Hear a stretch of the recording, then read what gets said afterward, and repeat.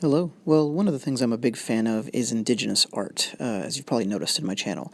So here's a really amazing collection of Mesoamerican art. I've shown figures from this region of Mexico before, but never this wide of a variety.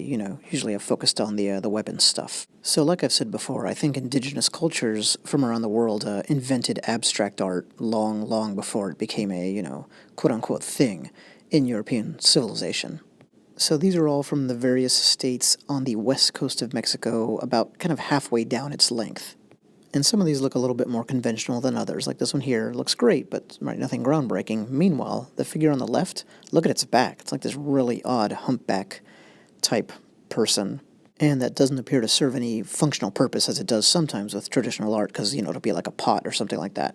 So let's take a look. You can see the wide variety and just really striking looks that a lot of these have. There's probably a man and a woman figure back there. Look at that. That is really out there. This one in particular I think was from San Juanito or San Juanito de Escobedo. And that's amazing. Again, just seems really postmodern to me more than anything else. Forget even just modern abstract. This one here's probably a warrior figure. Some kind of axe there held in the hand, kind of thing that usually catches my attention. But here's a musician. He's playing a pan flute, so going to show more diversity like I mentioned. Now, granted, these are from different states, just like you'd say in the United States, different states within Mexico, but same region, so notice the diversity, and I love these two. They have kind of a puppet Jim Henson type look to them. From one couple to another, this one here is a good indication these guys are, that, a lot of the coloration has been lost, unfortunately, but luckily we can still see some. And the woman here seems to be holding a pet of some kind. And I'm not sure what the man has. Probably a weapon of some kind. Sometimes they make them really small. I've seen miniature versions of their large traditional weapons, but I don't know that that's what's going on here. Look at that face. That's awesome.